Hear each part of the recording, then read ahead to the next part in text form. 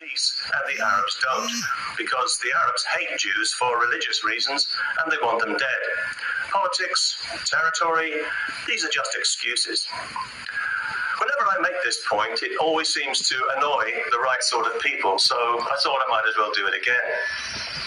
If you're one of these people, then you'll likely be a supporter of the boycott, divestment and sanctions campaign that has been so comically ineffective because the world depends on Israeli technology, and that's where the money is, not oranges and avocados.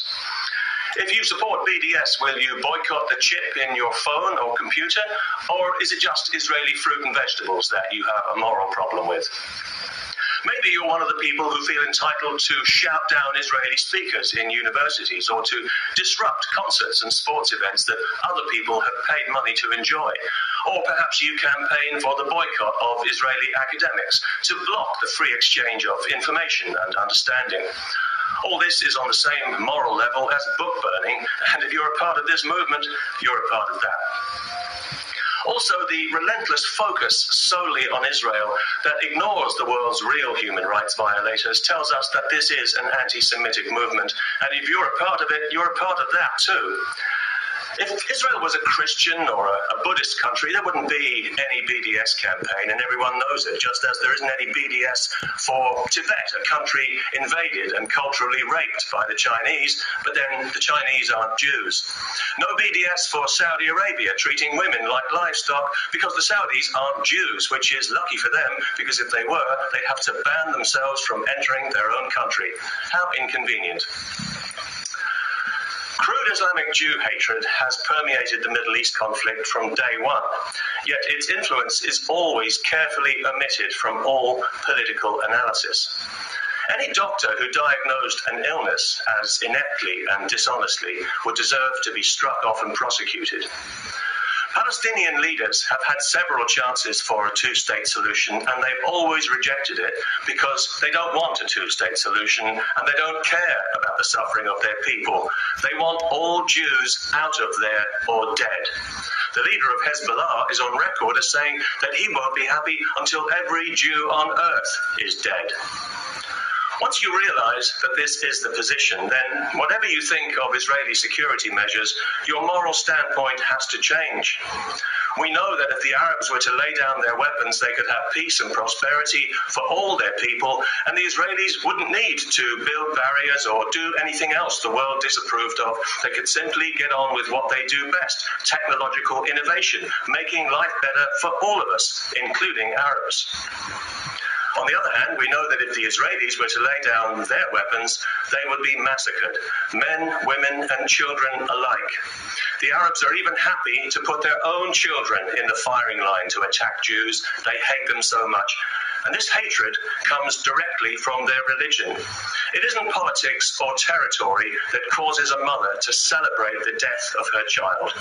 Only religion can do that, and one religion in particular, the one that's insisting on the right of return to the 7th century. Just look at the mess they've made in Gaza, which is now a hardcore Islamic hellhole. The Israelis used to be in Gaza, but they gave it up for peace. They uprooted thousands of settlers and gave the land to the Arabs for peace. And what did they get? They got war, of course. Gaza immediately became a launching pad for hundreds of Iranian rockets aimed at Israeli women and children by people hiding behind their own women and children, a double war crime ignored by the West, like all Arab war crimes. That's what the Israelis got when they gave up Gaza, and it's what they'll get if they're ever stupid enough to give up the West Bank. Israel needs to exist because there needs to be a Jewish state.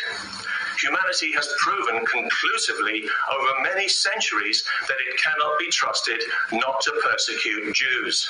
Jew hatred seems to be written right into our DNA because it just keeps coming back. Any Jew who thinks the Holocaust could never happen again is a fool. There are plenty of people on this earth who would love to see it happen again, and many of them live in the countries around Israel. When Arab armies have attacked in the past, they've bragged in advance about committing genocide, and they've still been bragging about it as they were getting their sorry asses deservedly kicked again and again.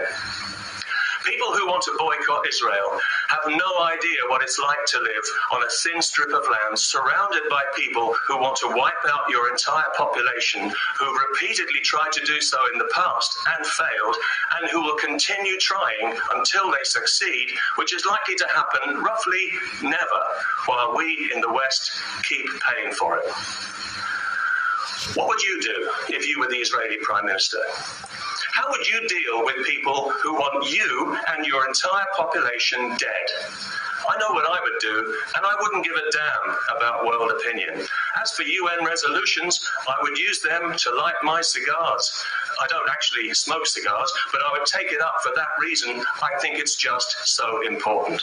Because this is a war of crude religious hatred by Muslim Arabs against Jews, and the Jews have to win every time. The Arabs only have to win once for the world to see another Holocaust and to stand by once again watching it happen. That's why I support Israel, and that's why if you have an ounce of humanity, you too should support Israel, whatever your political persuasion.